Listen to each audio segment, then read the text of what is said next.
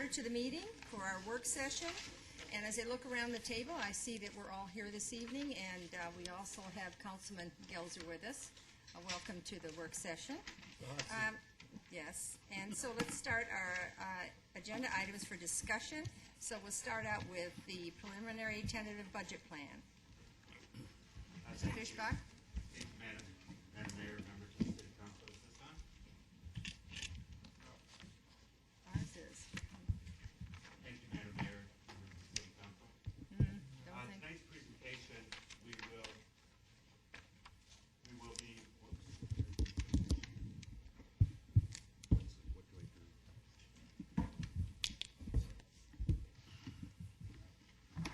I do? We'll be with you in a moment. Tonight's presentation, we will be reviewing with you a recap of the proposed general fund operating budget. We'll be talking about the infrastructure and the fleet maintenance program. We'll be talking about the compensation plan. Jeannie Ruddy will make a presentation about that. We will then turn to Dean Kogenhauer, who will talk about the health care plan for fiscal year 12. And then we will talk about fiscal year 12 maintenance programs, both the fleet and the streets, and then additional budget considerations, economic development corridor infrastructure, the city buildings office space. These are items you brought up at the last meeting, and the right-of-way maintenance program. Then we will have a discussion regarding city council policy with both the rainy day fund and the additional budget considerations being topics for that. Just as a reminder, our budget this year, right now, is proposed at $62.2 million, which is a surplus of $100,000. There's this operating surplus. This budget does not include construction sales taxes, something that we've all been concerned about as we prepare it. It has ongoing sources of $62.2 million, and ongoing uses of $54.4 million, transfers out for stadium and HERF funding, which are $7.7 million, and that gives us the structural surplus of $100,000.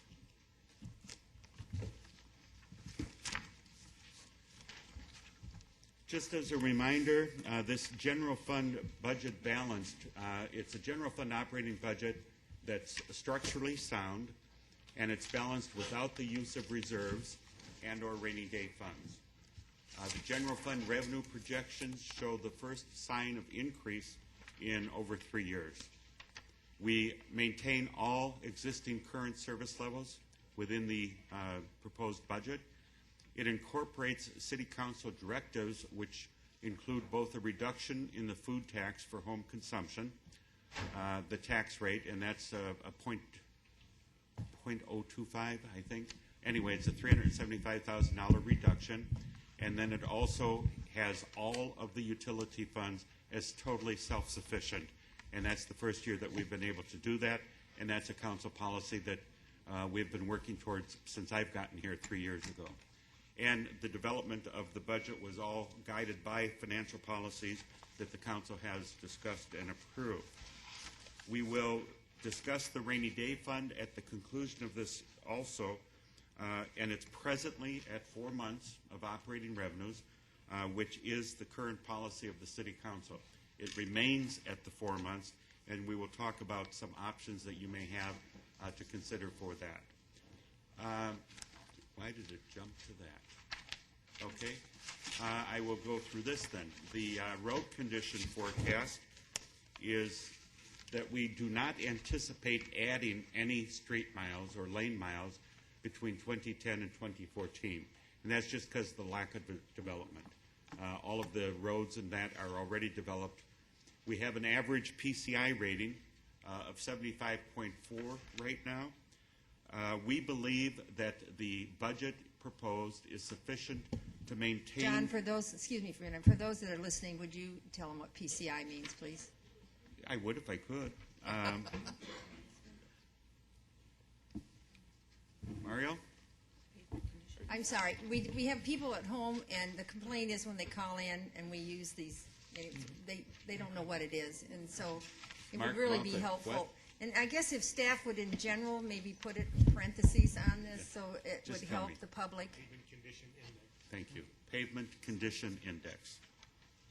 Thank you, and I apologize for that. We will make sure to include that in the future. Just a quick follow-up, though, before you get all the way back there. What is considered on your PCI kind of a, I'll talk about that, Joe, in a moment. okay. The PCI is, the industry standard is that it be at 70, and we are projected that we will go down to a 69.7 in 2012, but we believe that the budget that we're proposing for that is sufficient to maintain the safety of the residents.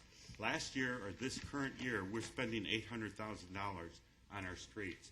This next year, the budget incorporates $1.6 million out of the current operating budget for the street maintenance program.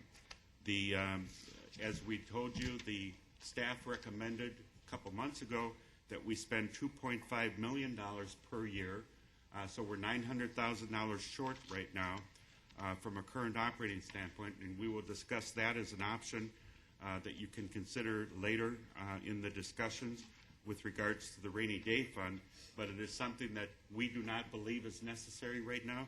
We believe that the $1.6 million will continue to maintain streets at an adequate level for now, and we believe that we have to recognize, though, that as the revenues come back, we will have to catch up. And as I mentioned, this year we're spending $800,000, and this next year we're proposing twice that, $1.6 million. Does that answer your question, Joe? Yes, I think so. Thank you. Thank you. John, on the average PCI rating on the 2013-2014 projections, you have us dropping. Is that based on the 1.6 million in funds for 2013 and 2014? Yes, it does not include So an if we increase. don't increase funds, we're going to see that we will see that kind of a drop in the street in the maintenance of the That's streets. correct, Mr. Gelser. All right, thank you. John, sorry if you can hear me. For an average person, if you could, or if we could get maybe a definition, what is a 69.7? What does that transfer? What do I see as I'm driving down? Because obviously there's got to be something that makes it unsafe as it hits under that 70. We'll be happy to answer that in the future. We provided all of that a couple months ago when we met with the council and gave you a major presentation on street conditions and street maintenance. However, I will be prepared to answer that specifically and cite examples of streets that you can refer to.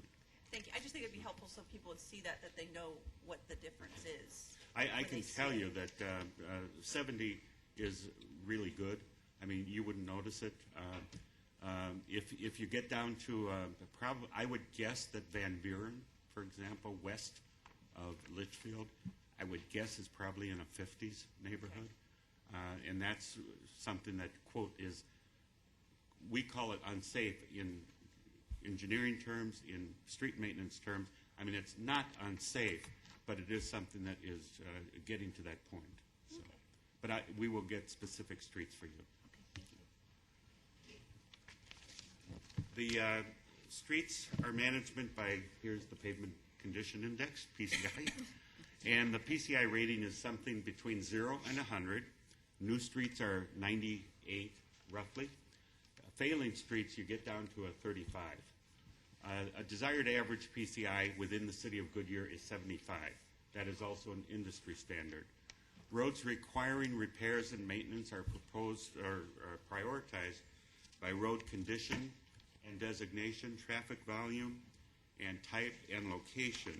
Road condition and designation, for example, are arterial streets. You have Litchfield Road, McDowell as examples of arterial streets. Collector streets, which includes Encanto, Palm Valley Boulevard, 144th, 173rd Avenue. And then you have residential streets such as Hillside Street or Columbus Street. When we look at traffic volume and type, we're looking at trips per day, passenger vehicle, light trucks. We're looking at whether it's buses and heavy trucks or what type of traffic. And location, of course, we're looking at schools, proximity to schools, proximity to shopping centers, and hospitals. As I mentioned, the fiscal year 12 funding is $1.6 million, and that is for arterial roadway sections, collector roadway sections, and bridge section repairs. Streets and Traffic Division has identified and prioritized fiscal year 12 street preservation projects at a forecasted cost of $2.5 million. The unfunded need for fiscal year 12 is projected at $900,000, and the average overall PCI is anticipated to decrease from 75 to 70. But we believe that it is satisfactory for this next year, and we will offer an option that the council can consider in order to fund that if you wish to. And as revenue becomes available, we will have to try to address this in an aggressive manner in the future. The Fleet and Equipment Management Division, the city's fleet is composed right now of 309 vehicles, and it's currently valued at $17.4 million. We have three funding sources that are utilized for the Fleet and Equipment Management Division, and the related costs, and those are general funds, enterprise funds, and they're grant funded. Public safety vehicles are a top priority, and the fiscal year 12 program includes funding for replacement and maintenance for fiscal year 12 and 13. We are fully funded for fleet for this coming year in the proposed budget. Dick? How many vehicles, John, were eliminated during the past year? During the past 3 years that we've identified vehicle elimination as one of our strategies for balancing the budget, we have sold 45 vehicles and have taken $250,000+ and put it into the vehicle replacement fund from those sales. So our fleet used to be 45 vehicles higher than 309. Well, thank you. We use a 15-point standard for determining vehicle replacement.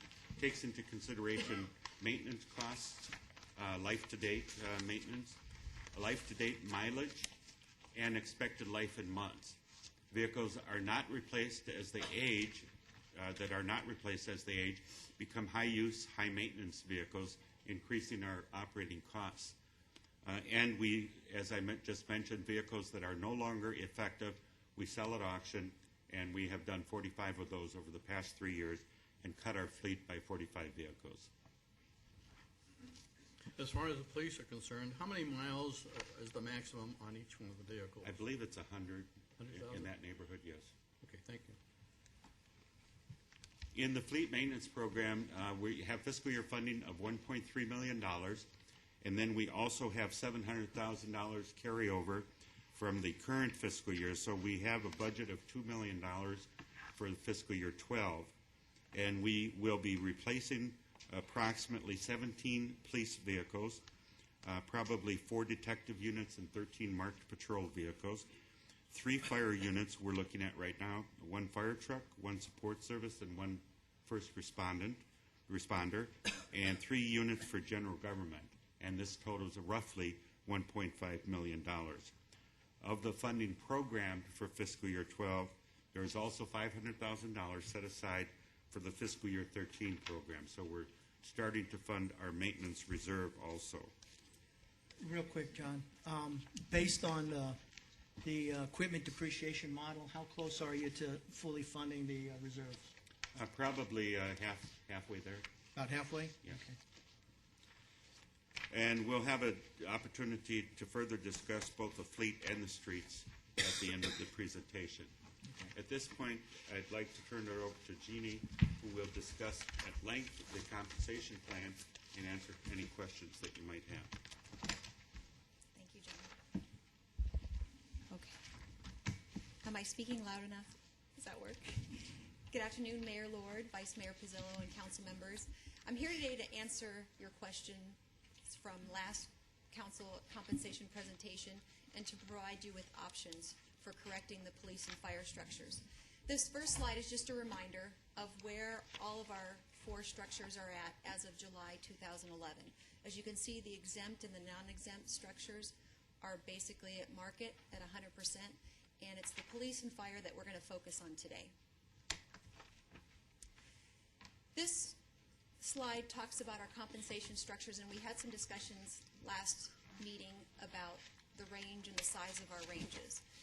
I just wanted to review them with you and to let you know that our non-exempt structure has 10 grades or 10 different ranges that approximately 114 titles fall into.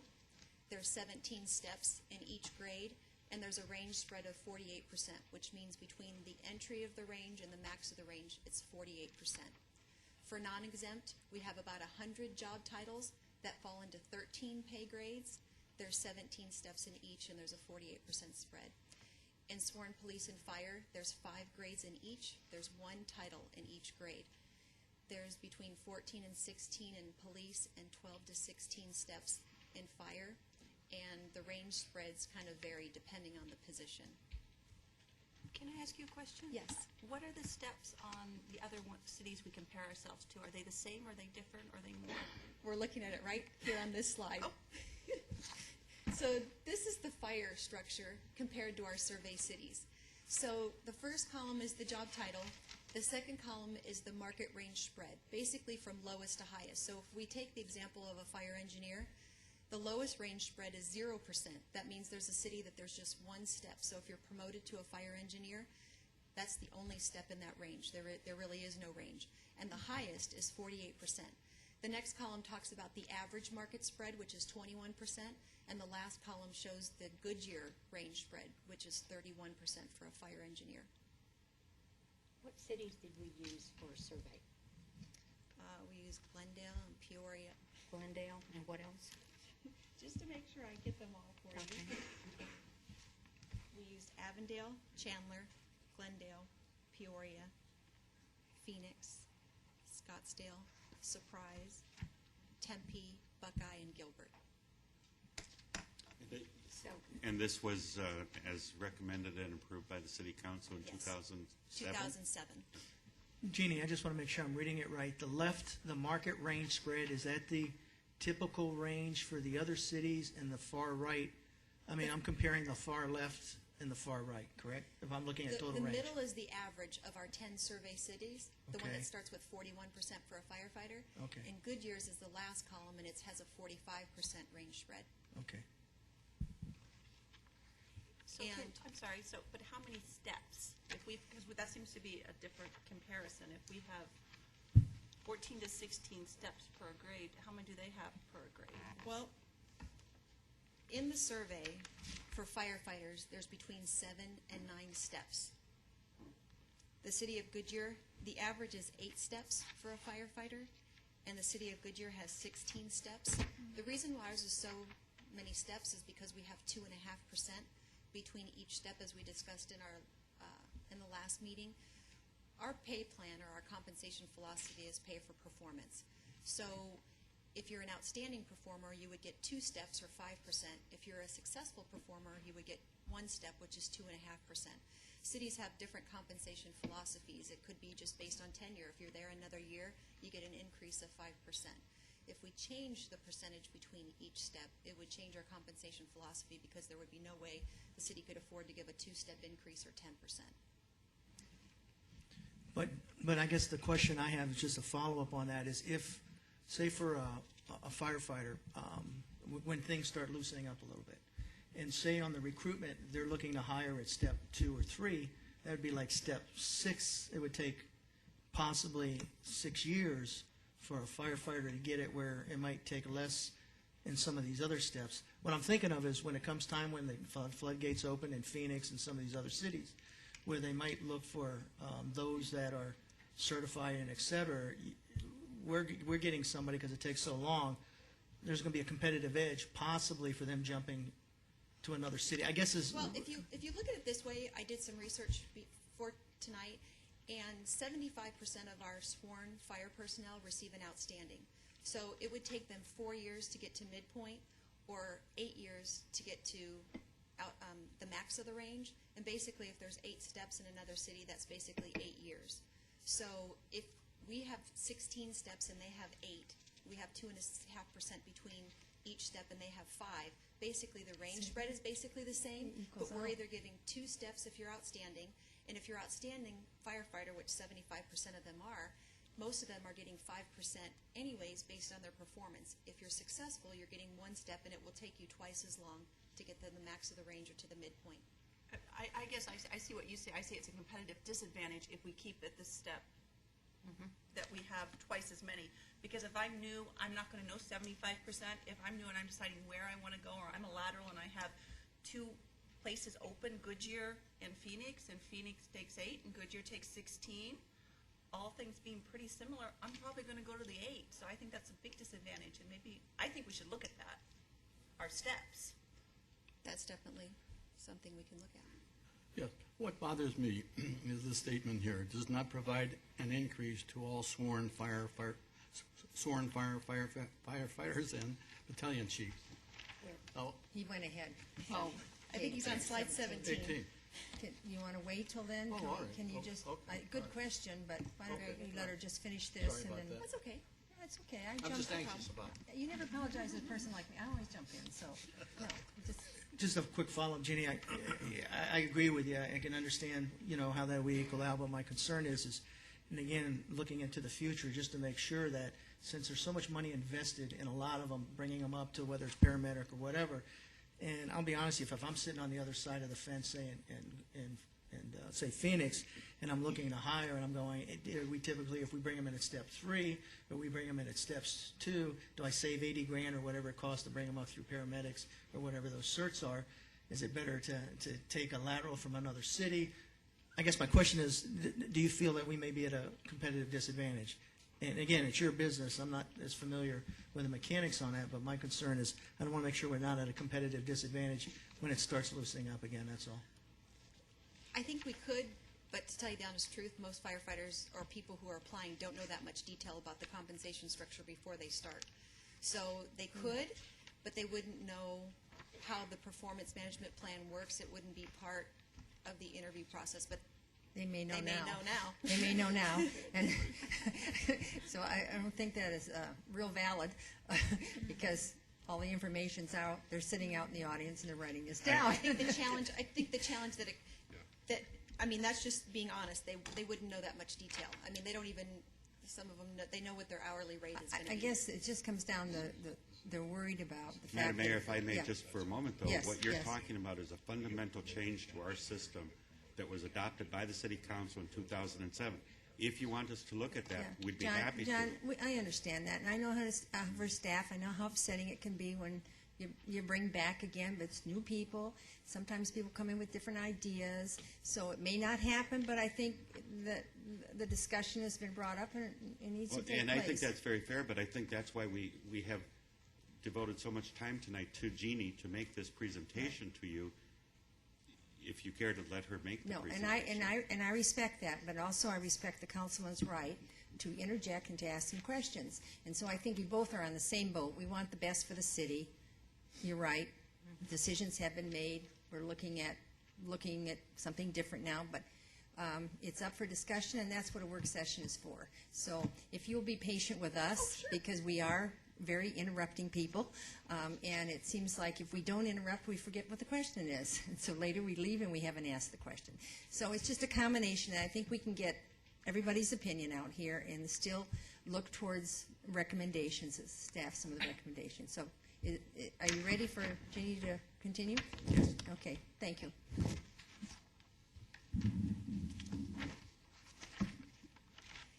Here is, again, by position, the salary survey results. As you can see, the fire deputy chief, fire captain, and fire engineer are below the market average. Those are our focus today in what we need to do to make our structures market competitive.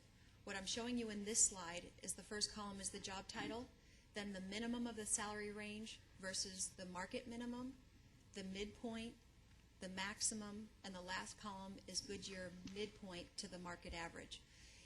When you're looking at police and fire structure, we already know the hierarchy. We know that a fire engineer is higher than a firefighter.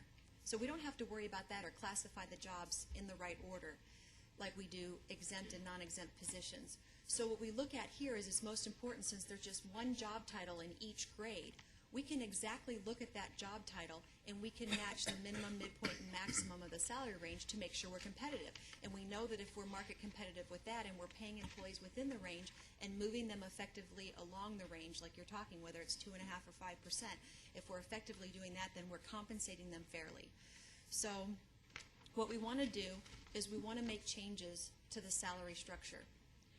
And how we plan to do that is we have some options.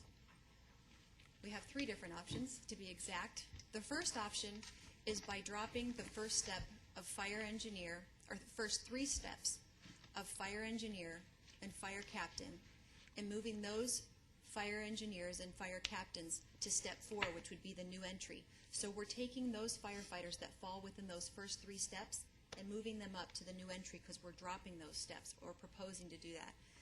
For the fire deputy chief, we're dropping the entry step and adding 2 steps at the back end because the range was not broad enough. Now the cost for this, and I call this the Band-Aid fix, is $22,000. But the consequences of doing it this way is you could create further compression because you've taken those new people and you've moved them up closer to the more tenured employees. It only benefits 7 of the firefighters and provides benefits for only those newly hired or newly promoted employees. But this is a way to definitely fix the structure. To me, it's a Band-Aid fix. Option 2 is to move all firefighters, fire engineers and fire captains 3 steps, but not to exceed the max of the range, and the deputy fire chief 1 step. So we would be moving all those within the same grade up the same amount to avoid compression. You wouldn't be bumping them next to each other. You would be moving everybody an equal amount in those 3 grades. You would eliminate the first 3 steps of the fire engineer and fire captain ranges and eliminate the entry step, again, of the deputy chief and adding 2 on at the back end. This is $187,000, which is expensive to do that. The consequences of this is it does not provide an increase for all sworn positions. As we saw in the previous slide, the fire battalion chiefs and the firefighter ranges are currently competitive. They're over the max, they're over the market average of 100%. This provides benefit to 35 sworn fire positions. It reduces compression by moving all of the firefighters in those grades up equally, and this fixes the structure. Can I ask you a question? How much does it cost to retrain? Because obviously fire, you move up, from firefighter to engineer to captain, et cetera. How much does it cost to retrain, like, a new hire? Or to get someone to that point, do we know? Or Sure. I don't know that I know the answer to that But there question. is I an just know that answer. they're doing that on the job. They're doing that constantly, and you have.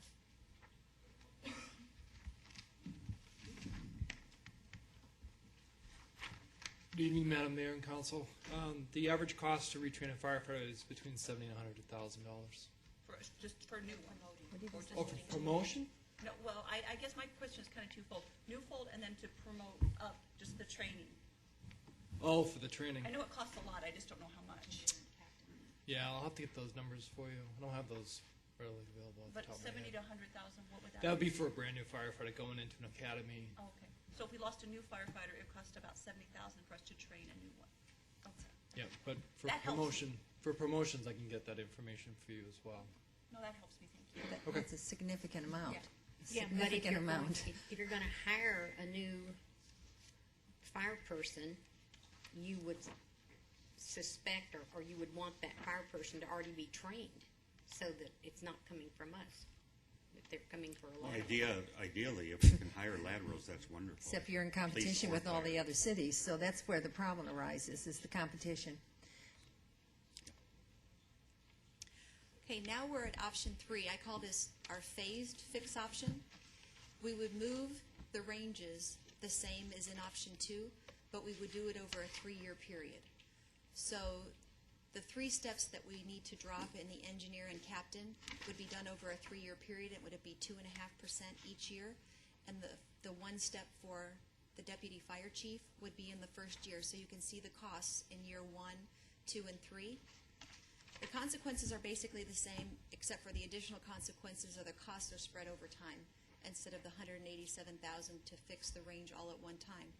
What we need to remember is that in the next 3 years, there could be a need to readjust the structures again. So you would have the 2.5%, and in addition, there could be other necessary changes to the structure. Jeannie, could you give us an Could you talk in the microphone, please? sorry, could you give us an estimate of what your thoughts are for the next 3 years? How far might we fall behind? Just based on history, how long did it take us to fall behind over the last couple of years? Did it take us 5 years to fall behind this way, or was it the last 3 years because of the budget restrictions that we couldn't do anything? I'd have to look to that. I'm just asking for a best guess. I don't even want to. Councilmember Gelser, we'd have to check on that, but I'd have to say that it probably happened over the past 3 years, and it's because we haven't made any increases, That's right. and Chandler's, et cetera, Phoenix's have all made increases because they had union contracts. Well, but those cities also did cost of livings that we didn't do because we don't have the money to do. Not necessarily. They have not done cost of livings, but they've done per contract, per their MOUs, they have done increases and step increases. So they have continued those. Chandler, even this year, is continuing theirs. But I'd like to see their figures to compare to this, because I just don't believe that we're 101.2%. I'm sorry, I said I'd like to see their figures. I don't see how we can be 101.2% in some of the job titles. I'd like to For see. firefighter? Yeah. Yeah. And This is for engineer. just a quick follow-up on the firefighter, because I assume at some point we were all kind of, I don't know when the last market survey was, but we were kind of comparable at that point.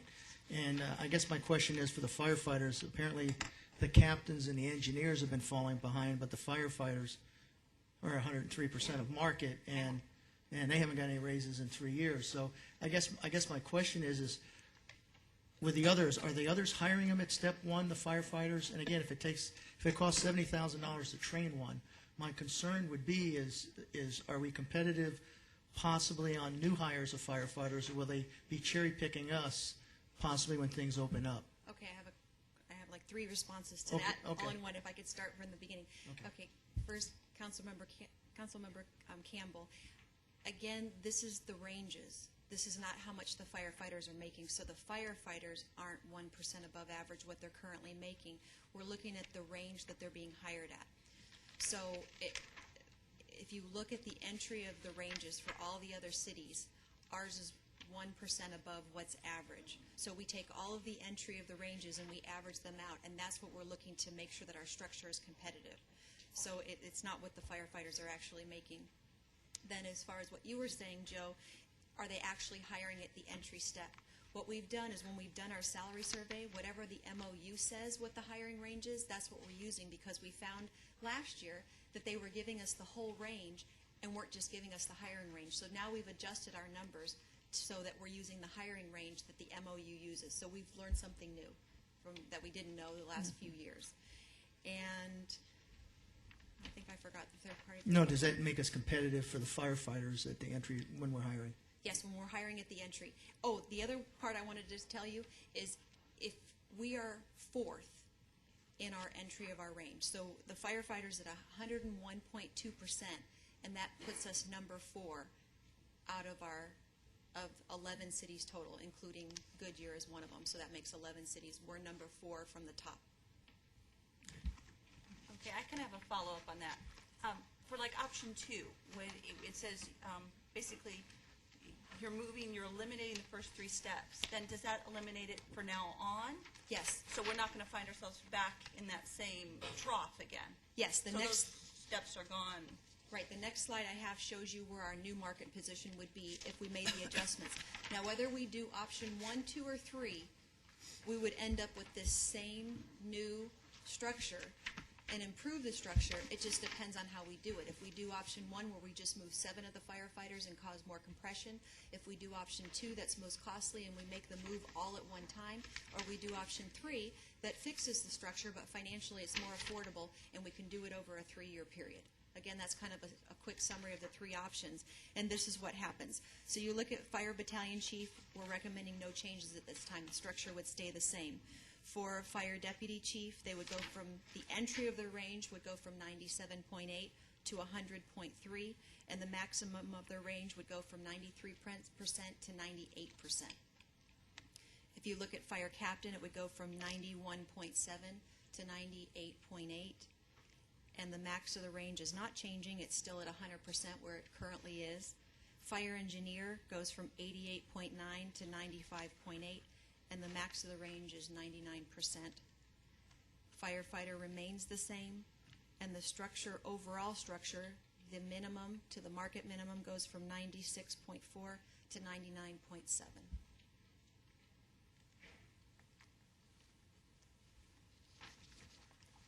If you took this option, the one that you just explained, Speak into the microphone, please. what position would Goodyear be in? If we're number 4 for firefighter, what position are we going to be for engineer, captain, deputy chief, and battalion chief?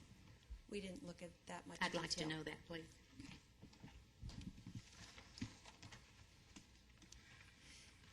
Now we're going to look at the same scenario all over again, but just looking at sworn police.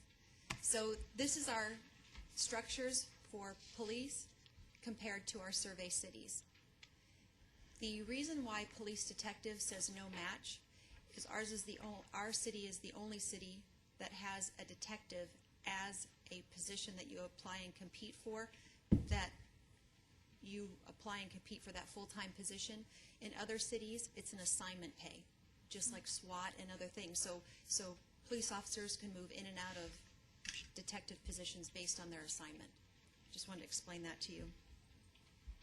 You'll see that the police officer range spread is from 35% to 54%, depending on the city. The market average is 44%, and Goodyear's range spread is 45%. Basically, our range spreads are pretty close to the market average.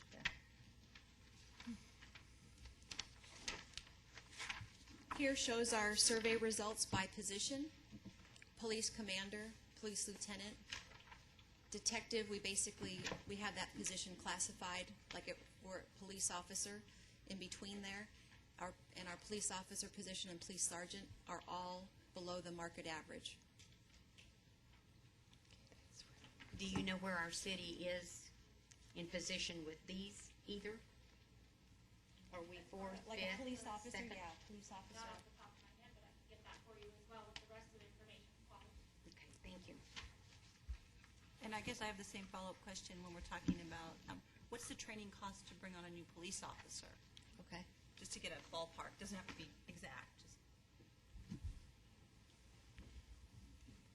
We have to get it right now. That's quick. No yellow paper. Madam Mayor, members of the council, the initial training cost for the police officer is new recruit training. They're paid salary or hourly rate while they're at the academy. So we absorb a one-time cost for each of our officers, the vehicle, radio systems, less lethal equipment, and those types of things, which are close to $100,000.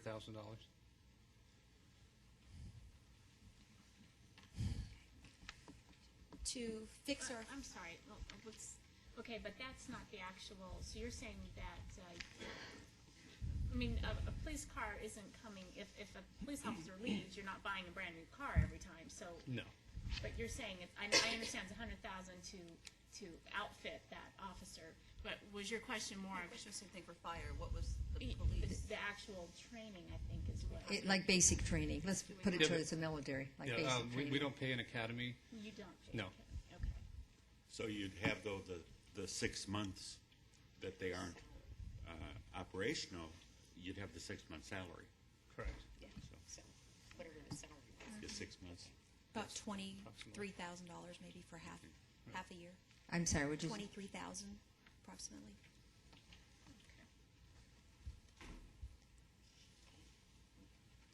To modify the police structure, the first option would be to drop the first 3 steps of police sergeant, police lieutenant, and commander ranges and add 2 steps to the maximum of sergeant and lieutenant, and 3 steps to the maximum of police commander range. Drop the entry step of police officer and police detective range and add it to the end of the range. The cost to do this would be $74,000. This is the Band-Aid fix that I discussed before. This would affect 27 sworn police employees. It would cause further compression by bringing those 20 officers closer to more tenured officers. It would provide a benefit for only those newly hired and promoted, and it would only fix the structure. And so when you would hire a new police person, you would hire at step 2, whatever that is, that would Yes. be the basic new entry. salary, the new entry salary. Correct. How does that impact everybody else? Well, it fixes the problems of the steps and the structure, but it doesn't fix the compression that we've already caused over the last 4 years. That would be, Doesn't sound like it it fixes would the be problem. huge. It fixes the structure and helps us, our structures to be competitive, and as we move all of the people up and through, we still, though, have the 20 officers that are still at step 1 from the last 4 years. And that answer would be in the millions. Yeah. Option 2 is to move all the police officers and detectives 1 step, and police sergeants, lieutenants, and commanders 3 steps, eliminating the entry step of police officer and detective and adding that to the max of each range, and eliminating the 3 steps and moving those steps for sergeant, lieutenant, and commander, adding 2 to the end, the max of the range, and sergeant and lieutenant ranges 3 steps to the maximum. The cost is $255,000. This reduces compression. We already have the compression that we've already made over the past 4 years, but this reduces the compression you'd have if you only fix the people that were in the steps that we're deleting. It reaches all sworn police positions, which is 89, because all 5 structures need fixing, and it fixes the structure and adjusts the employees within those same ranges.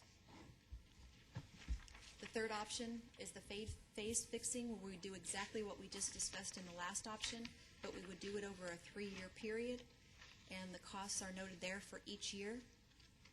And the additional consequences, the cost would be spread over time. Quick question, so on both the fire and police, this fixes our marketability, okay? But none of it's based upon performance, correct? None of it's based on performance. In our last meeting, we talked about how the ranges allow us to hire competitively and also to keep employees, because the max of your range also helps you to guarantee longevity. If someone could make $10,000 more at the max of the range somewhere else, they may move just because they have more room to grow within their range. So if the ranges are competitive, that's important, but that's one fix. But the other fix is our merit program, which helps move our employees through the range. And since we haven't been able to do that for the last 3 years, our employees are still where they were at 3 years ago. Probably question for John. How does the phased-in impact our removal of our structural deficit? We can absorb that within the current proposed budget. We're still working on the proposal for the council, but we believe that we can do that without affecting the structural deficit. The phased in? Yes. Right? Okay. And for both? For both. And that is the recommendation, which Jeannie will get to, but yes, that is the recommendation. It's for both, and it can be handled within the budget without affecting the structural deficit. Okay, and then the other question, I just want to make sure, feel comfortable with this, is I'm concerned when things get loosened up when it comes to the rank and file, not just the supervisors, the rank and file, our patrol officers, and especially the message I got today on how some of our officers, and especially our fire, are operating out there for that young boy that was, I guess, saved in the fire, and some of the action on their part, is that we don't become a competitive disadvantage for our rank and file and you feel comfortable enough with what we have for firefighters that when it comes time, when people start opening the spigot, we're not going to be losing our firefighters to outside organizations. I think our police officers and firefighters are top-notch, and I think they would be at the top of the pile, to tell you the Well, that's truth. what worries me, If they applied for another job. But we don't want them to. Absolutely. We want to keep them. I agree with you. So would the phased-in structure help with the compensation for that level as well? I guess is what the question is. No, the firefighters, they're saying, the firefighters at 101%, they're not in there. Getting in there. That's the There's no part that change. concerns me is the rank And and I file. don't know that that's fair. They've been sitting at the same spot as well for the last couple of years, right? They haven't moved either. All employees have been at the same spot, so all. Here's the structure with the recommended changes, and start with police officer, go from 97.1% for the minimum of their range to now 99.5. The police sergeant goes from 89.8% to 96.7. We have our police lieutenant is at 92.8 to 100%, and police commander from 92.7 to 99.8. Our structure goes from 93.1% of market, or showing the minimum to minimum, to 99%, almost 100% of market.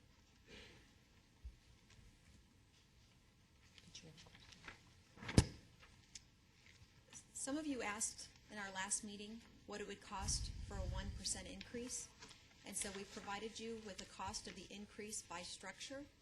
So we have non-exempt, those are our hourly employees. Exempt are our salaries, employees that are not eligible for overtime, sworn police, and sworn fire. So if the entire city, if all the employees received a 1% increase, it would cost $347,000. That includes base salary, taxes, and retirement. And then the other two columns are a 2% increase and a 3%, because someone had asked for 1%, 2%, and 3%. So this is just for police and fire department, not? No, this is. Oh, this no, is is total. each position within Okay. the city. All right, but if we only wanted to do police and fire, it would be just the amount you gave us right here. Correct, yes, Okay. so we provided it by structure, so you could see that. I think the other option I offered up, maybe a little different than this, was so we didn't impact the structural deficit. Was what would the impact be? Is if you had a one-time out of our one-time money, so it's not an ongoing cost. Still be merit, still be tied to your reviews, but it wouldn't be a percentage. It would be an amount. And again, don't know what the amount would be, but that amount would be a fixed cost, one time. That would not add to your base, so it would not hurt your structural deficit. So I guess that depends on what that amount would be. If you have 500 employees and it's 1,000, it'd be 500,000. If it's 1,500, it would be 750,000. But I was just asking us to possibly explore that so we don't add any additional costs that adds to the structural deficit, because I'm pleased that we're getting rid of the structural deficit. But again, I think it's important to still have some merit way of rewarding those that are meeting their goals, because again, I'm concerned. We've got, I read it all the time. We've got some very good people out there working for us. I don't want them leaving, and I'd like to still have some type of merit. But again, I don't want to add to the. And again, this is my own personal And we have an perspective. option that we're planning on showing you that. Okay, I don't mean to. Excuse me, we have Councilman Souza. Okay. This entire staff has gone for the past 3 years without any type of adjustment in salaries. And, all you have to do is look in the newspapers today, folks. I mean, inflation is creeping in, okay? High cost of living. Go to the supermarket today. These folks are faced with the same problem you and I are faced with. They don't have enough money to meet day-to-day expenses. Now, if we're talking about, I'm in favor 100% with fire and police, no question about that. But we can't forget about the other people that have been, really basically are the frontline defense of this city, and that's the other employees. Now, I talked with John about this, and about utilizing the rainy day fund. It can't be used for salaries. We understand that.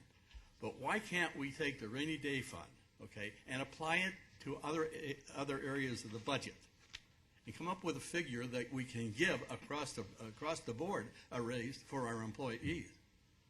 That to us, I think, is important. We can't sit here another year without increasing. There's no question about that. It's got to be done. So we're going to have to get down and pull up our bootstraps and see what we can do to compensate these folks for the type of service they have rendered this council and this city down through the year. And there hasn't been any type of turmoil caused by the fact that we haven't raised their adjustments for 3 years. I've not heard that kind of groundswell. So I would ask you to give serious consideration, John, to if we can do this. Go to the rainy day fund. If we need the money, how much do we need to give across the board raise? 2.5, 3% across the board, and see what that costs and what we can do in taking from the rainy day fund, and then compensate other areas that we're taking the money from with the rainy day fund. 3% across the board is basically $1 million. Pardon me? $1 million for 3% across the board. I think I'm saying the same thing as you, Dick, but I would rather see it a lump, because a lump sum, whether it's 1,000, 1,500, whatever that number is, it helps those at the lower end greater than the ones at the topper end, as opposed to the percentage. Just the same concept, just a different perspective. But I agree with you that we've got to do something. But I think the ones making the 30 to 40 to 50,000, if you gave them 1,500, would be a bigger impact on what's happening in the economy right now than the uppers. And I'm not saying the uppers don't need it as well, but I'd like the one lump on fixed, because it doesn't add to the the structural deficit. And again, it's just a different perspective, but I agree we got to do something from the standpoint of rewarding those that meet their goals and objectives. Just a different approach. Well, it's on the table, folks. I mean, we've got two types of recommendations. So I'd like to see the city manager pick this up and come back to the council with some type of resolution that we can at least say to these folks, look, we realize what's happening out there. We want to be here to help you. And this is one way that we can do it. Madam Mayor? Yes.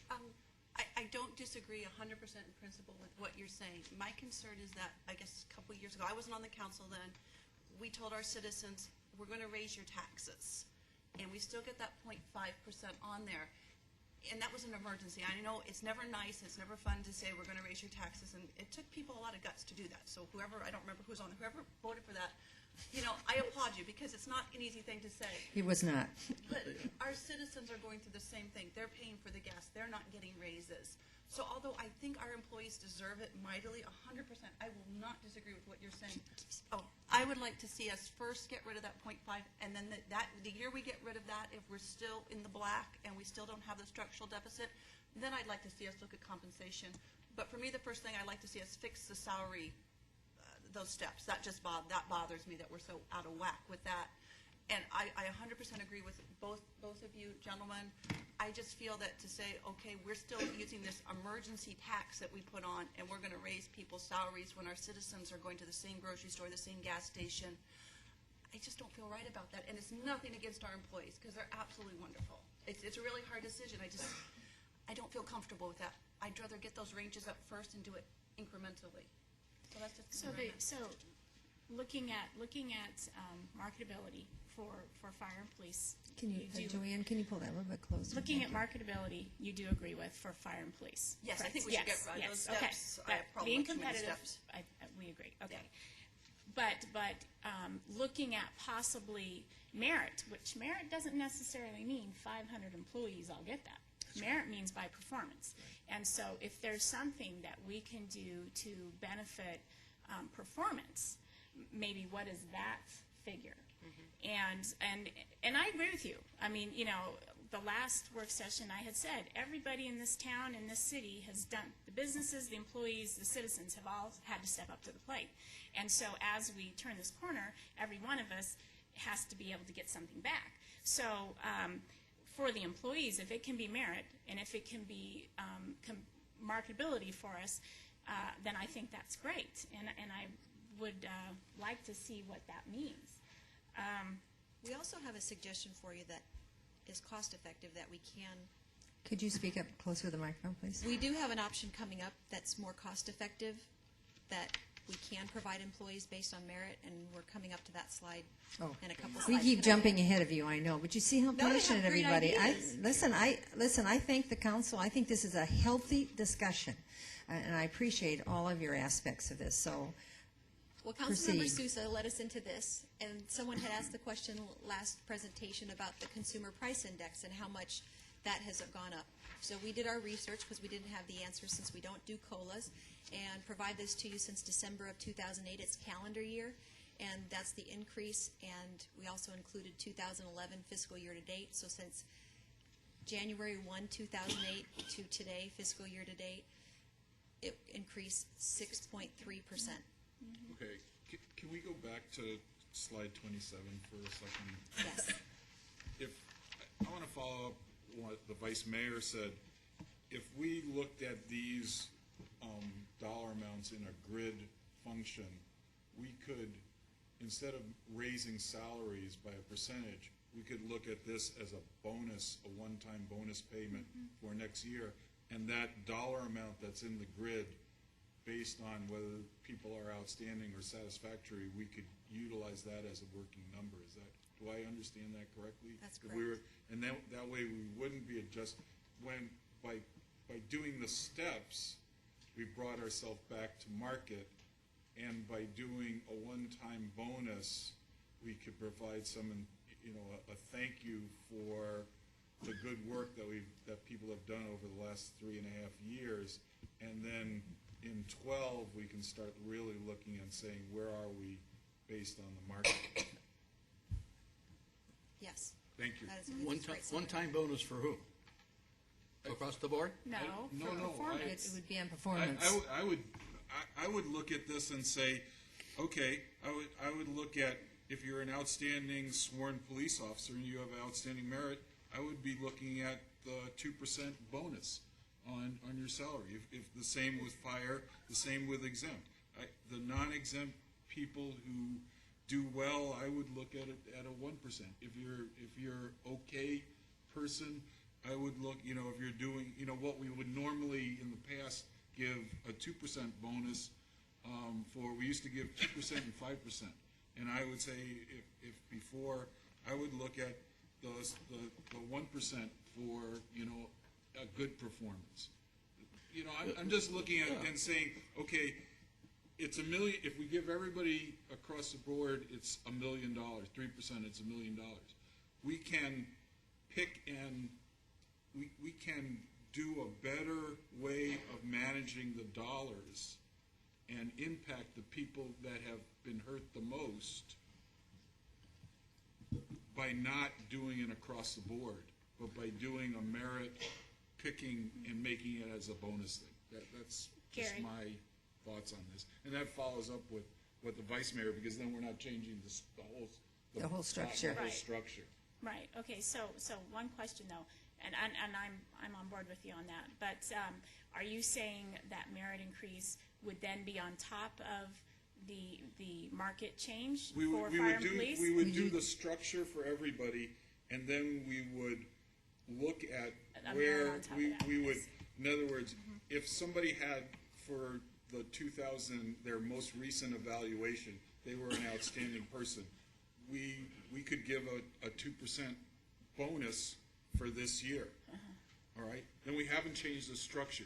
And if they were a satisfactory person, But not changing the structure? we wouldn't be changing the structure. The base stays the same. We've changed the market structure by changing the steps. Right, Okay. I'm making sure. So the base stays the same. What we're giving out is a bonus based on performance, Right. and going into 12 and 13, we're still at the same base. We may have to do some market adjustments, but then we can look at going back That's what I'm making sure we're doing. merit. These are based on merits. Yeah, I agree with you. I'm just making sure we're doing either one or both. We've seen where we are with police and fire, that we're not marketable. Right. Okay, so, but I just want to make sure I understand that you still agree that that needs to be fixed. Okay, I agree with that. Then I'm fine, I'm with you, okay. And I'm just looking and saying, I don't want to give a 3% bonus across the board. No, I want to I do it based on understand. merit and based on the people who have gotten beat up. I'm sorry, John. The directors, directors do very well. Well, and when you look at it just as a paycheck, it's not going to, I think, make us more competitive. I think it's more of a thank you, what you're talking about, because a $60,000 1% bonus is $23 a paycheck before taxes. So you take taxes out, maybe you're talking $15. I mean, you're not talking a lot of Well, money here. what I'm suggesting, though, is to make it worthwhile Make it a is one-time bonus. make it, no, not, I don't like the term bonus. I pay performance personally. Well, I think performance, Yeah, yeah. I think performance should be And I it, and think I it's think there should be performance, but- criteria for, criteria But to for me, it's a performance. one-shot, so they get a little bit, as opposed to spread out, yeah. If you spread it out, I don't think it's gonna make us more competitive at all. You know, How many, I'm sorry. No, that's okay, I'm fine. How many people do you think would become affected by that one time? I don't know, I would have to ask. Jeannie? So far this fiscal year to date, there were 4 employees that had a does not meet rating, so all the rest of the employees would get either a 1 or a 2%, and right now we're at 66% You say is there were outstanding, 4 that wouldn't qualify? that wouldn't qualify, that received a does not meet So what's the total? Well, total cost. And I would suggest they're probably not long for, yeah. With the I agree.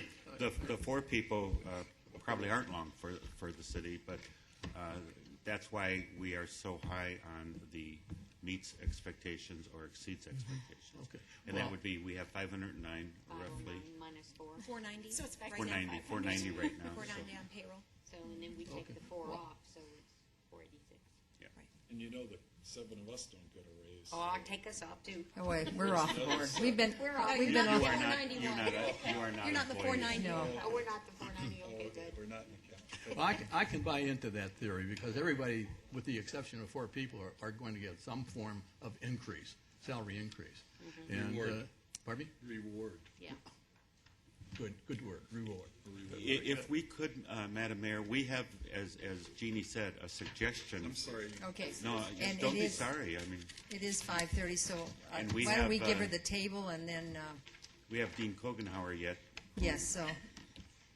Okay, Jeannie. Okay, Well, this we is move on. important. This is very important. We may need to continue it. I don't want to be rushed. I'm No. sorry. I want to understand this. We have had this option proposed to us by employees in the city and other teams, and an option for rewarding performance that would have minimal cost to the city would be rewarding extra days off. We've done that the past few years. We've provided 2 extra holidays in December. There is a cost for those 2 extra holidays for police and fire because their holiday pay is paid out to them due to constant staffing. Then in addition to those 2 days that everyone would receive, provide, and this could be flexible depending on what you want to do, 8 hours of additional vacation time for successful performing employees, and 16 hours of additional vacation time that would be put into their vacation bank for employees with an outstanding rating. We checked with the departments. The vacation time would not affect the departments that we were most concerned with were police and fire because of constant staffing. And when I spoke to both chiefs, they stated that as long as those vacations are scheduled and we have staff to cover, it would not cause overtime for the additional vacation that's given. Well, that gives the city manager 4 avenues to follow, okay? And I would hope that what you've heard here, that you can come up with 4 plans or 4 recommendations for the council to peruse. You're saying about the areas we discussed when we were talking about what Joe's, Joe, myself. and Gary, yeah, and right. then along And with, now- along with this, is that what you're Exactly. saying? And so that, it, you know, I haven't said much tonight, but for us, it's a large perspective of overall of deciding what is best. And you can see around the table that everybody is close to agreeing on certain things. We're concerned. But it would be worthwhile to continue this with the idea of bringing back the 4. Are we at 3 or 4 suggestions? Are we down to 3? Just real quick, would that be ongoing, Jeannie, or is that just a one-shot deal, that recommendation on vacation? The It's- recommendation is just for this next One- fiscal year. Just for the so it's fiscal one time. year. Just one one time. time. How many What- holidays do we And get of course, now? 10 10 plus the floater, plus the floating holiday. so The 10 fixed holidays, and these would be 2 extra flicks. A floating holiday, the city's not closed. The fixed holidays, the city's closed, and these would be 2 extra fixed holidays. so if you translated this into There dollars, you what would that figure be? And I guess that would be, if you don't have that, I think that would be good to have. The dollars We have are, it. Okay. the dollars are police and fire, and it's up there, so basically it's about 94,000. Oh, it's right in front of me. Thank you. But that's only police. So that's and police and fire, and the other, there is no cost because it's part of their salary, so what you have is a loss of production. But there's no increase of cost because they would have been paid if the city was open.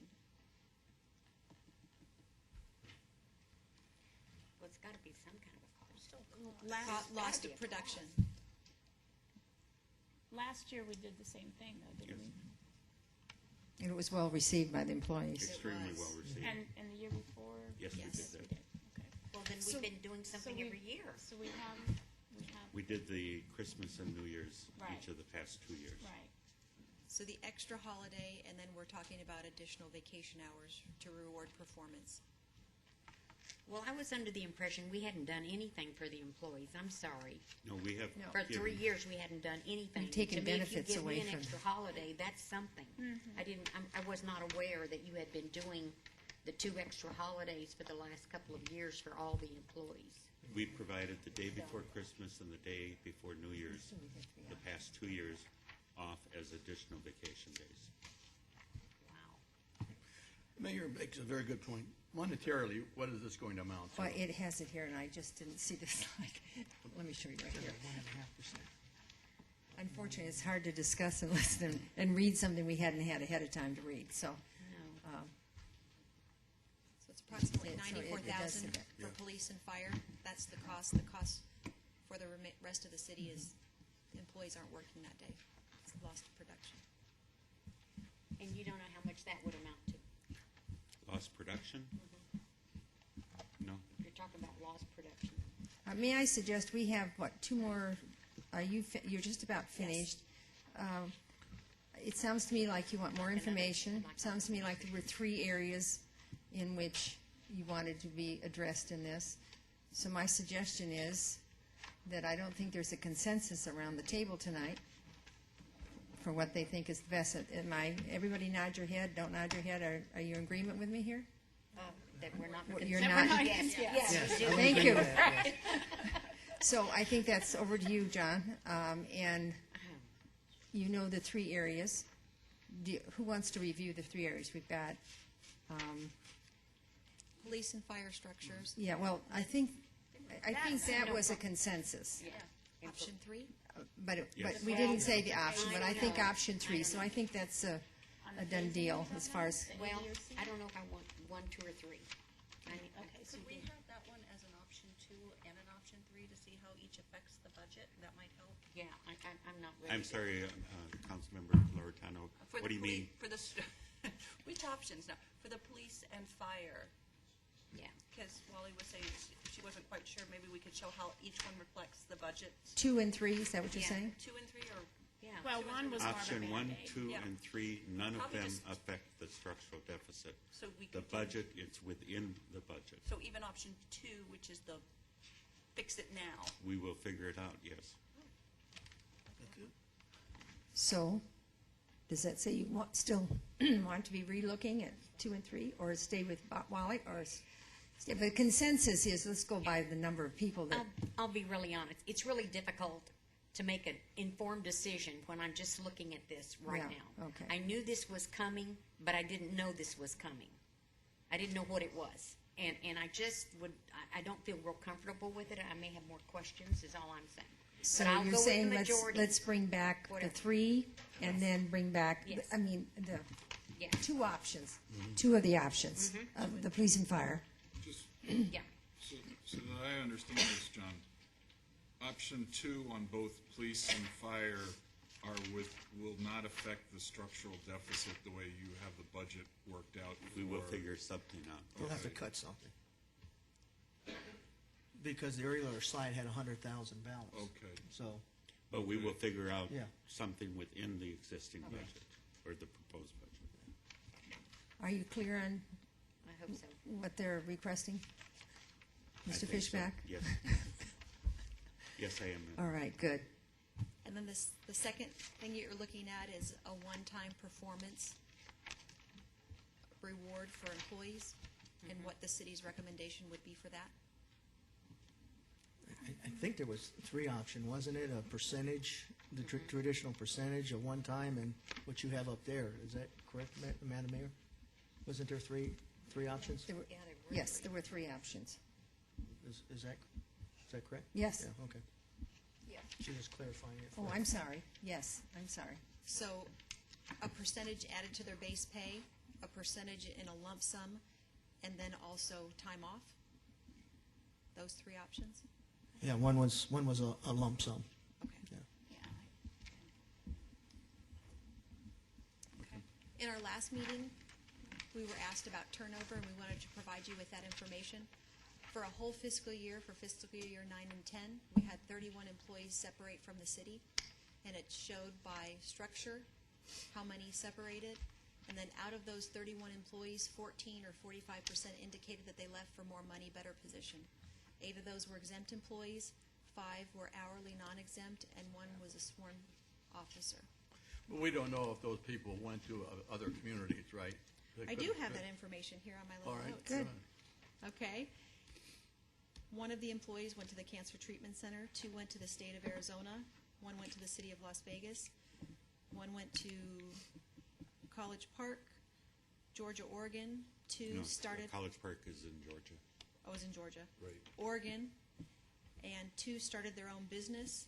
1 went to the school district in Oklahoma, Sun City Fire, Eugene, Minnesota, PD department, city of Eugene, Oregon, and 1 private sector was unknown. So there are very few that really. It's just a don't went variety. to other communities. Yeah, no. So, okay.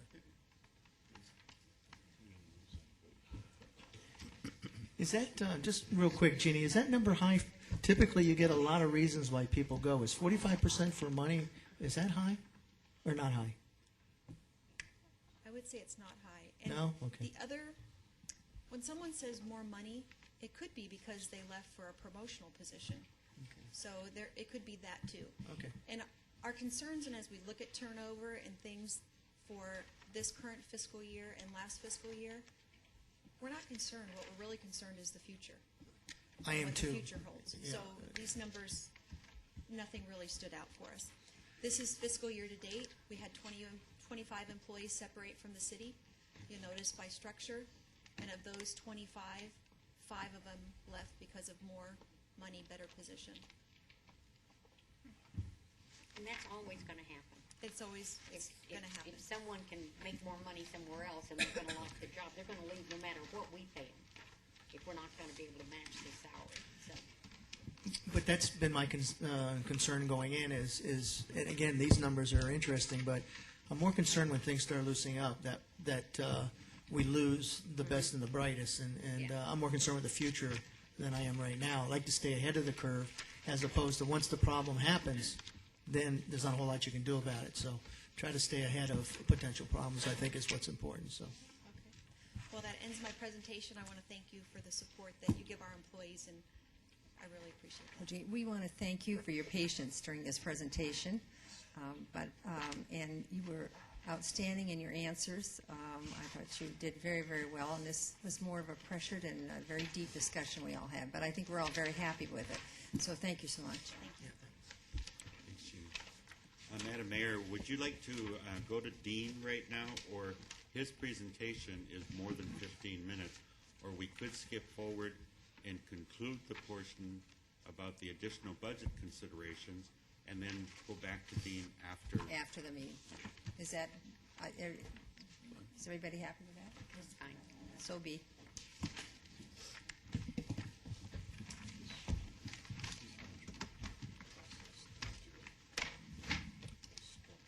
Eddie, could you put that back up, please? John, could you just tell us what page you're going back Page at? 57. Thank you.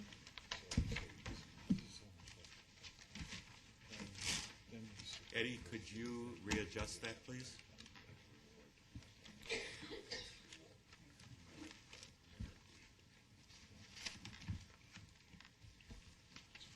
Thank you.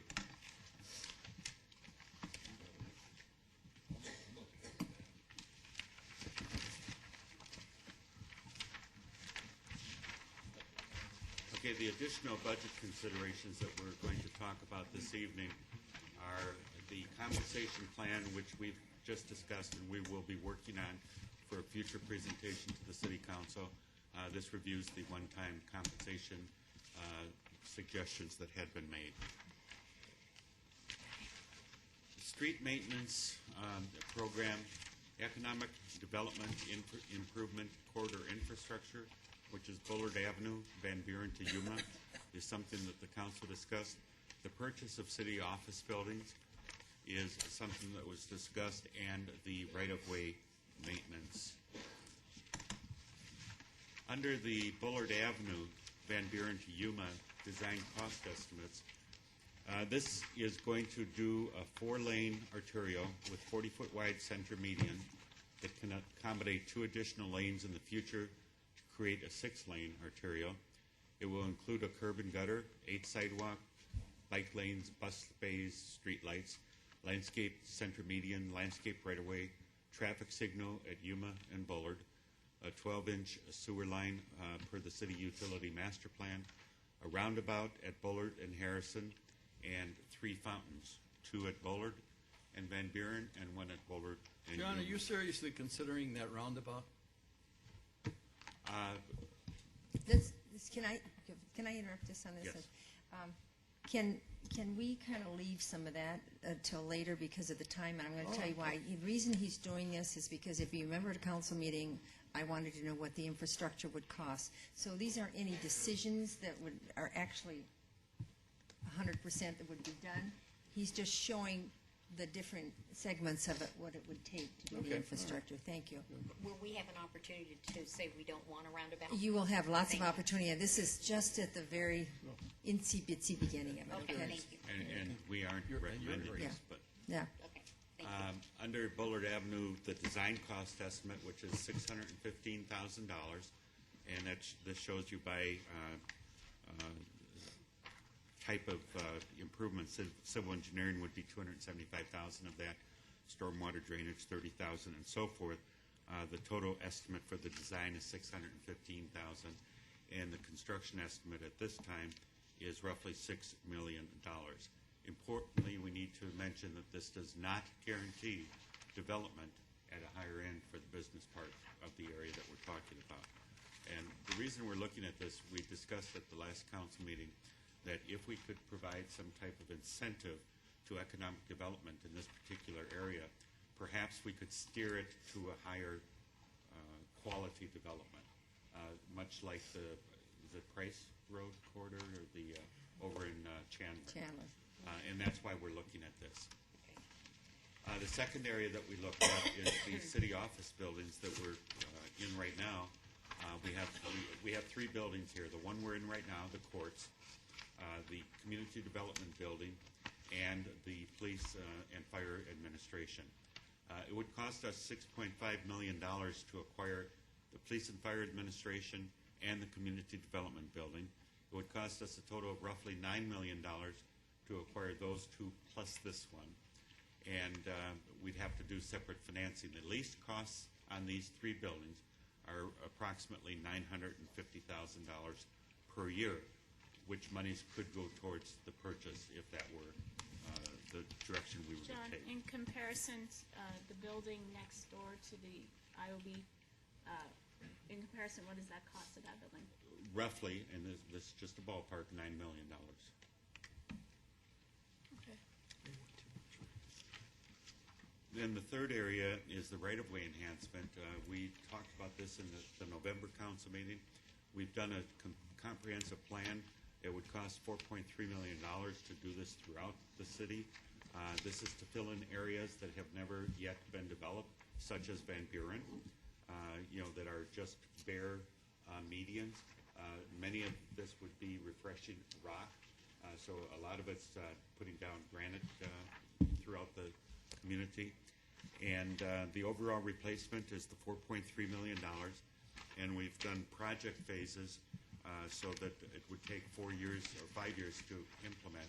Phase 1 would cost roughly $785,859, and that would be the ones identified: Wildflower Ranch interior, Van Buren west of Estrella Parkway, excuse me, Wildflower perimeter, Yuma from Desert Edge to Saraville, and Van Buren to the RID wash.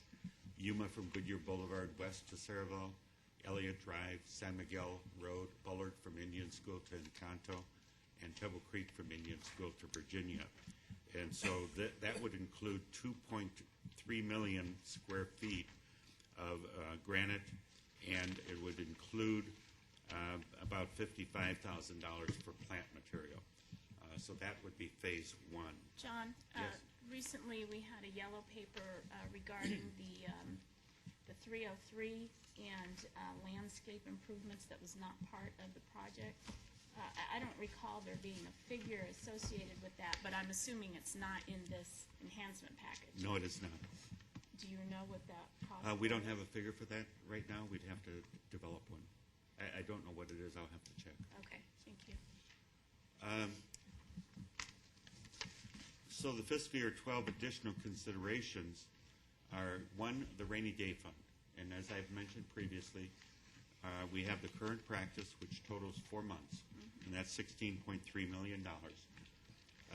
There is no impact to our bond rating if we were to decrease this in a planned methodology. And by that, we mean that this year, for example, this next year, you could reduce it by approximately $2 million. Although we are targeting $4 million less money, we would only recommend doing $2 million decrease this next year, and that would not affect our bond rating. Then one-time funds could be for the $900,000 of street funding, if that's what the council wanted to do, or the city office buildings, purchasing them, the 6.5 to the $9 million. We could use part of that money for a down payment, and we could finance the rest, and it would probably remove our consideration of doing city center in a number of years, but we could finance these because you take the $950,000 of lease payments and apply that to the payment of some debt of some kind, and we could do debt of roughly $7 million for approximately $615,000 per year on a 15-year basis. Or we can do probably the full $8 or $9 million, probably for less than the $900,000 in payments that we make right now. But as I mentioned, that would remove any consideration of doing a city center for the foreseeable future. The other one would be doing the economic development improvement corridor design, just the design. And that would be $615,000. And that, as I mentioned, would not guarantee that any certain type of development would come into that area. We would have to call a meeting of the different property owners along that way. We have not met with them in 3 years now, 4 years. They were interested last time, but there are several different property owners that would be involved right now, and so we could do that. Then the additional one of the right-of-way maintenance, this would be phase one of the 5-year program, would be $786,000, and that would include the decomposed granite that I talked about and the additional plants in the areas that I referred to, and that would be phase one of a 5-year program. John, real quick question. A couple years ago, we, as a council, had to table a city traffic circulation study. I don't know if it was 250,000. I think it was $500,000. Was it It's $500,000? 550, I think, as I Right, remember. and we were going to come back annually to look at, I mean, first of all, does it even make sense to do it right now? But we haven't had that discussion in a while regarding that study. Is it premature, or is it something that we still need to really have on our radar? I will have to bring that back to you for discussion. I think it's premature right now, but Okay. I think what we'll do is bring it back to you for discussion. I think it was I mean- delayed because they wanted to wait till a report, the study from the MAG came back, and I think Well, that is yes, it was. that study is done now, Yeah. I believe. So we will bring that up to you. Okay. John, a quick question. Compare the city office building, the city center development was $55 million in round. 52, I think, the last one. And then And the library only was what, 35? 13 million. The library only was 13? I thought we had to do infrastructure. Library and park. Was Library and park. 13 million was the library and the infrastructure to serve it. Okay, thank you. Quick question for you, John. Do we have any outstanding principal bonds under $1 million that we're making payments on out of the general fund that we could use some money to pay off to freeze up some cash payments? We will get you a list of all the debt that we have. Okay. I thought we maybe had something that was $1 million or $1.5 million or $2 million close to being paid off or something. I don't know. I mean, if that's the case, it would you might want to think about freeing up some cash that way too as an option. So Okay. if it's under say 1.5 million or something like that. So We'll let you know. okay, thanks. This is just a review of what we've reviewed with you previously about the different levels of rainy day funds in other cities from a comparative standpoint. Avondale has 42% in their rainy day fund, roughly 42% of their operating budget, and this is general fund. Buckeye is at 17%, Chandler 7%, Gilbert 11%, Glendale 3%, we're at 32%. Mesa's at 15%, Peoria's at 19%, Phoenix is at 3%, Scottsdale's at 11%, Surprise is at 17%, and Tempe is at 18%. So it just gives you some idea of where most of the other cities are. They're all over the place. With the exclusion of Avondale, we're the highest. And as I mentioned, if we went down to 25%, that is something that's reasonable in our opinion. If you want to, we can bring back to you a plan of some kind on what to do with the $2 million if we were to draw it down to that point. And that could also be part of the consideration that we give on this coming back to you in response to the questions that Councilmember Sousa and others have asked about what do we do with the employee compensation. With that, that is the conclusion, with the exception of the health care of tonight's work session.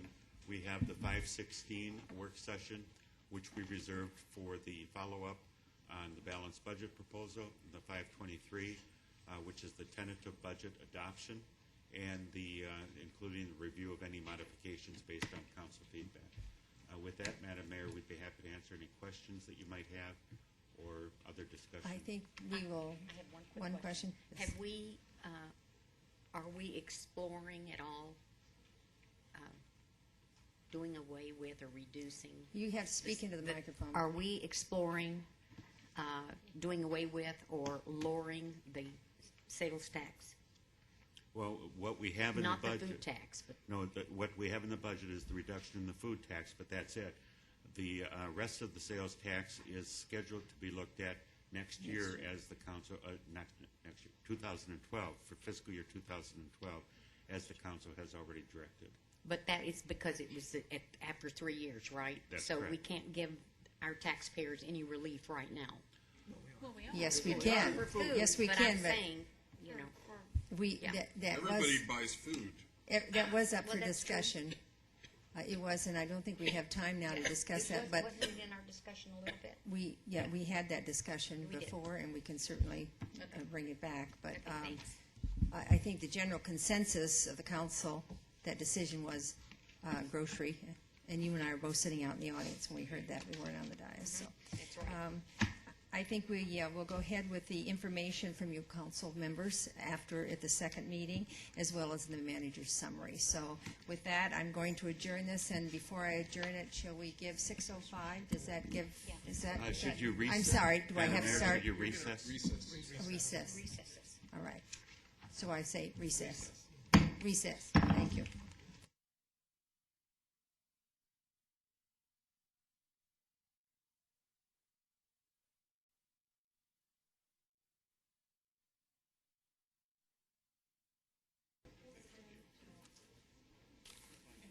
Reconvene the meeting, please.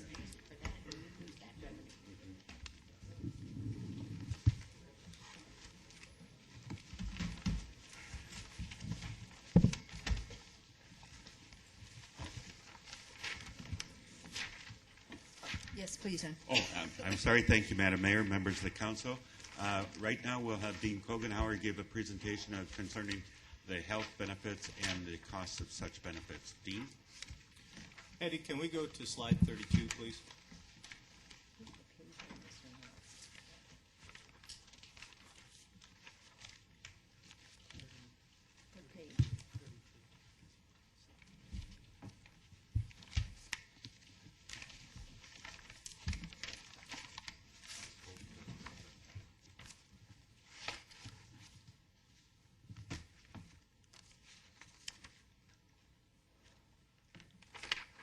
Okay.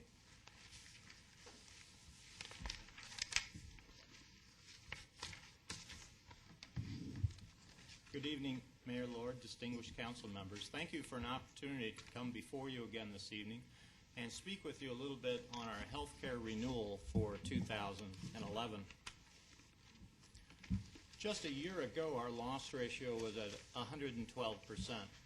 Today, that loss ratio is at 86%. Essentially what that means is today, for every dollar we pay the carrier is paying out 86 cents. In order to have the potential of having a rate pass or even a decrease, we would need to have a loss ratio that would run at 70%. So in controlling the costs of health care, one of the things that we look at is putting in a meaningful and comprehensive wellness program. If we can just do two things, and that is keep the healthy healthy and keep the chronically ill from getting worse, we can avoid the budgetary time bomb of increasing health care costs on an annualized basis. It looks very similar to the slide before you, and that is if we can contain or treat individuals at our Goodyear Wellness Clinic or at the primary or even at the specialist level and eliminate them from going to the emergency room, outpatient, or inpatient procedures, we are money ahead.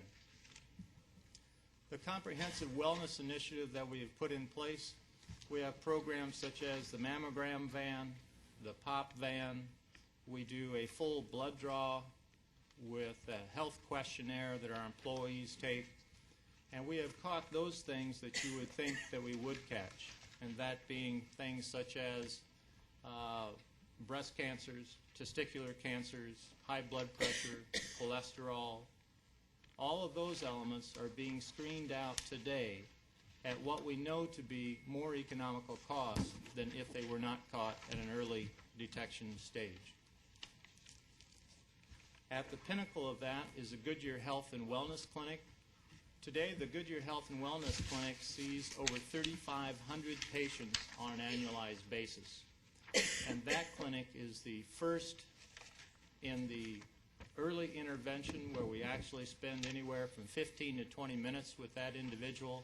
But what we're really interested in is not why they came in today, but what we're really interested in is what's the next major claim? What's the next thing that we can head off at economical dollars today versus the large dollars of the future? So we have caught all of those things, including the silent killer, the high blood pressure, through all of our wellness initiatives. Controlling healthcare costs, one of the things we look at every year is we take a look to see how we compare with our benchmark cities. This chart has the information in terms of how our PPO plan compares to other municipalities with PPOs. Other municipalities, their most popular plan is in fact the PPO models. What this essentially tells us is we are on par with other municipalities. We are not dramatically better, and we are not worse, with the one exception of outpatient. The City of Goodyear's outpatient co-pays that the employees are required to pay is over double what the average is, and is the highest of all of our benchmark cities. When we take a look at the percentage that employees pay of the premium, if they do not participate in the wellness initiative, they would pay the 15% you see there. If they do participate, and most of our employees do, they receive a 10% discount, or they would pay 5%. 5% would be below the average, which hovers right there at 10. In terms of full family premium, if they do not participate in one of the early diagnostic wellness initiatives, the employee pays 30% of the total full family, employee and spouse, or employee and children premium. If they do participate, that lowers it to 20%, which is right on top of the average with our benchmark cities. We reached out and tried to get some information for you in reference to what the private sector was doing. We looked to our broker, Brian Rafferty, and here's what we have been told, and that is that in the private sector, for employers over 200 employees, it is normal or seen quite commonly that for employee-only coverage, the employee would actually pay 25% of that premium. And then for other lines of coverage, such as full family, employee and spouse, employee and child, that the employer would pay about 50% and the employee would pay about 50%. He also shared that for employers that are under 200 employees, it is common that those employers shift even more of the cost to the employee, up to 100% for the full family coverage or the dependent portion. So we reached out locally to several companies and we ran into exactly what our broker told us we would run into, and that is a lot of those entities view that as proprietary information. They simply won't let us have it. Or they have directed us to their corporate office, and we are trying to work with their corporate office to get information here locally. And at least so far, we've been unsuccessful in doing that. We were able to have one company locally that shared with us the information in terms of premium and how much their employees pay for the dependent portion only. When we take a look at the dependent portion, what we do is we take the employee-only premium and subtract that from the total full family premium, and then look at the difference in terms of what the employee pays for that full family premium versus just employee only.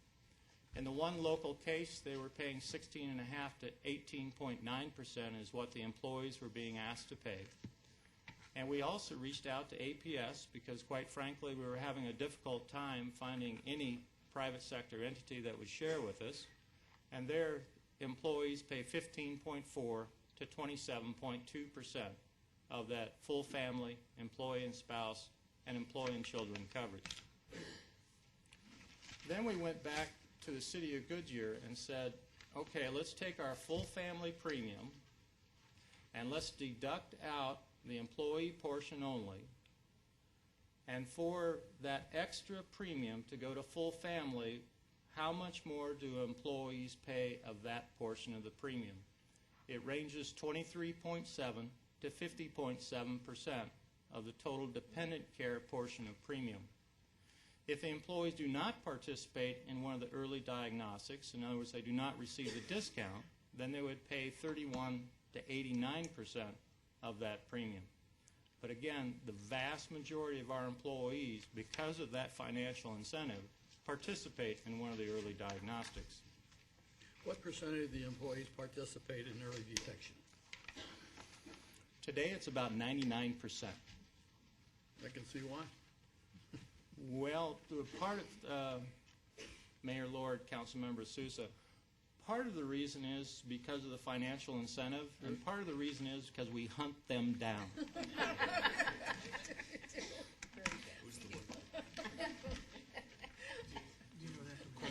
Sherlock Holmes, huh?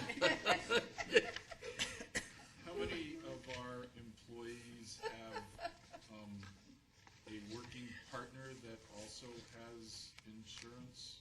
I guess what I'm asking is, could you give us a percentage of the 500 employees that the city has, how many carry family insurance and how many have insurance through a second employer as a co-insurer type situation?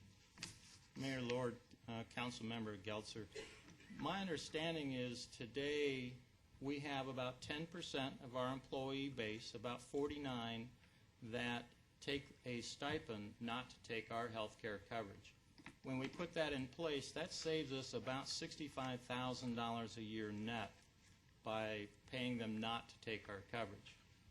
But in terms of the total number of employees that have access to coverage elsewhere or a secondary plan, that I don't know, but I believe that to be a fairly minimal number.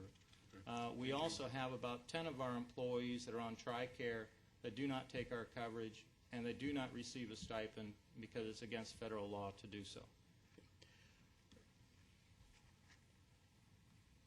When that employee opts to take stipends in lieu of premium, and his members of his family incur some serious health problems, what are the restrictions that you have put into place to have them come into the program without the stipends? Mayor Lord, Councilmember Sousa, once they are on the stipend, at any point in time, if they have what's called a qualifying event, in other words, something has to have changed in terms of the premium, or it could be a loss of coverage elsewhere, they have full access to come back into our plan. And there are no pre-existing condition exclusions. In order to qualify for the stipend, they must provide proof of coverage elsewhere. It is not our intent to have an employee go without coverage. Good. It is simply the intent to not pay someone to have double coverage, but rather save that money and put that back to the bottom line. Very good. Thank you. You're welcome. The near-term plan design, some of the things that we've done is we have aggressively started to move away from traditional plans. The PPO, the staff model plan. Today, our most popular plan is what's called a consumer-driven high deductible. It's a $2,400 deductible for full family coverage. And what that means is exactly that. They pay 100% of the cost of the bill. They feel every single dollar for the medication. If they are on brand and there's a generic substitute, certainly they save money, so they're encouraged to do that. If there is a specialist that they like to use as their primary, now they're encouraged to actually go see a primary because a primary care physician is about half that cost. Or better yet, they're encouraged to come see the Goodyear Health and Wellness Clinic. And again, it's not just the visit, but by getting him into the Goodyear Health and Wellness Clinic, we're having that opportunity to have meaningful discussions on long-term health care consequences, such as the diabetic who's non-compliant, or such as that individual whose blood pressure is now 170 over 100, where we have some real opportunities to start to control that. So all of those employees on full family coverage, and about 45% of our employees are on full family coverage. Of those that are taking that high deductible, they pay the first $2,400. It's all about moving this continuum from the $20,000 visit down to a $62 visit, from that $120 medication to that $4 medication, that in some cases there's providers that will actually waive that as well. Loss ratios on today's plans, the staff model or the HMO product is running a 40% loss ratio. Again, if we ran under 70% as a whole, we would not be having the discussion of a health care increase this year. The PPO plan today, these are the most updated numbers, is running 104%. The high deductible plan, employee only, is 52%, and high deductible full family is running 123%.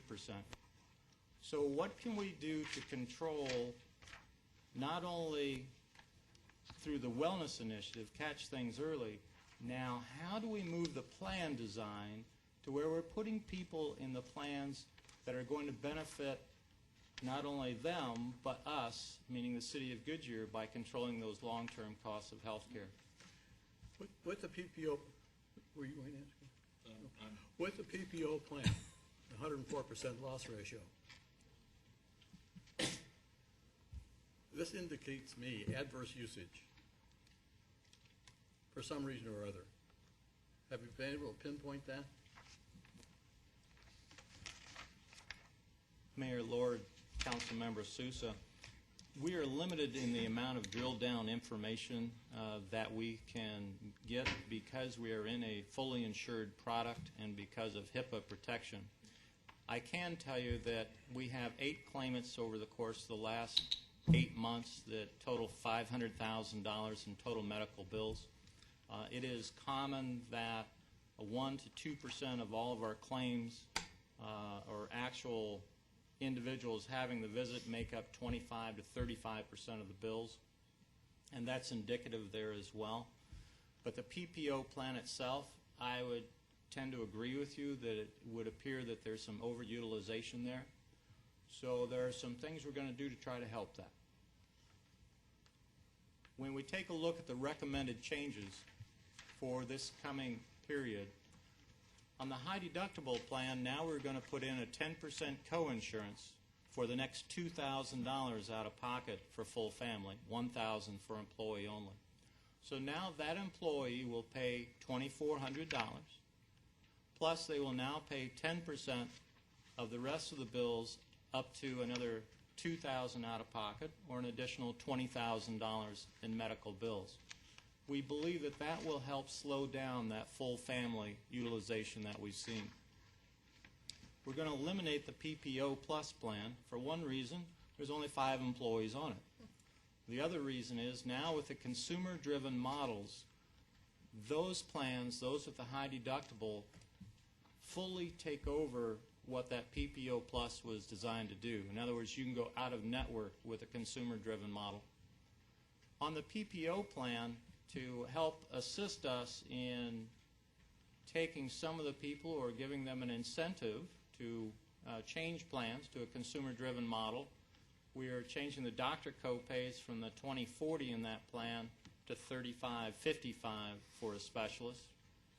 And then to further encourage movement into the HMO staff model, at least for this coming year, to leave the employee-only coverage if they participate in wellness at 0%, but to further reduce the full family, employee, spouse, and employee and child coverage from 15% of that total premium to 10%. And the reason is this. Again, that loss ratio runs at 40% today. So even if that loss ratio goes to 80 points, double where it is today, we're still 6 points ahead of where we are right now and in a better position for next year. Dave, I don't know if I missed it. What's the difference between the high deductible consumer and just the high deductible plan? Mayor Lord, Councilmember Loretano, we're actually adding a second plan this year, and that is a $2,400, $4,800 high deductible plan. There is no coinsurance on that plan, but it is the next step in moving us towards the true consumer-driven models or the high deductibles with the health savings accounts attached. Okay, so that one has the health savings account as well. Yes. In your negotiations with the insurance company, as far as rates are concerned, have you taken into consideration with them shock claims, claims that are going to maybe in the 100,000 range that aren't going to happen again? Do they give you credit for that?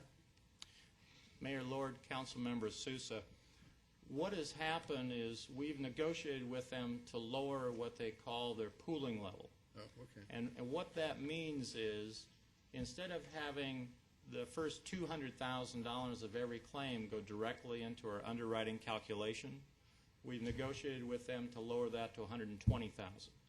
So once a claim goes past $120,000, it really has a minimal impact on our renewal. Unfortunately, all of our claims right now are below the pooling level of $120,000. Thank you. You're welcome. Controlling the cost of health care, what's the long-term strategy going forward into the future? And that is, again, moving towards those consumer-driven models. Those are the models where the employee really begins to feel it financially, but also has an incentive to take an active role in controlling their health and their health outcomes. Elimination of the PPO plan as we know it today, I anticipate that that will happen in the next 2 to 5 years. I think we're going to see in the market in general gravitation over towards the consumer-driven plans. And I anticipate in the next 1 to 3 years that we're going to see cost shifting to the employee-only coverage. Part of the reason is because we're a little bit lower than what the average is today, and so I anticipate that we're going to see shifting in that area as well. So it's all about putting together the strategic plan, consciously making the decision to put together wellness initiatives that help us control the long-term costs of health care, utilizing risk management techniques that we know work. If we can predict it, we can prevent it. And we can most assuredly have a positive outcome, a positive financial impact on how much those claims will cost ultimately. Early detection is key. We'll continue to do outside-of-the-box thinking through wellness initiatives. The total budget impact for this year, the health care premium for next year will be approximately $5.3 million, of which employees will pay about $800,000, or about 15%. The new city funds needed across all plans, the health, dental, vision, is $742,000 for next year. And with that, I'll open to any questions that you might have. John, have you figured that into the budget? Councilmember Sousa, Mayor Lordy, yes, we have. Okay. That's already in the budget. Thank you. Any other questions? Excellent presentation. Very good presentation. Always you. is. With a little humor, a little levity, we like it very much. I'm going to So, say it. I'm sorry. go ahead, no. I'm going to say this again. Don't let this go to your head. I do want to say one thing. Oh, all right. I do want to say I've had my family use the clinic, and at first I was a little not so sure about it, but I want to tell you, excellent service, wonderful, easy hours because it's open on the weekends. I mean, very impressed. Thank you. Councilman Souza, you had something to say. Yeah. We're very fortunate, that to have somebody with such professional knowledge of the insurance industry here. You're getting a lesson here in risk management with an A. Well, I think we have two of you, Thank you. right? Isn't this your, so, yeah. I'll tell you, if not, that And you're the one that can judge him over all the rest of us, so we thank you for the comment. Anything else?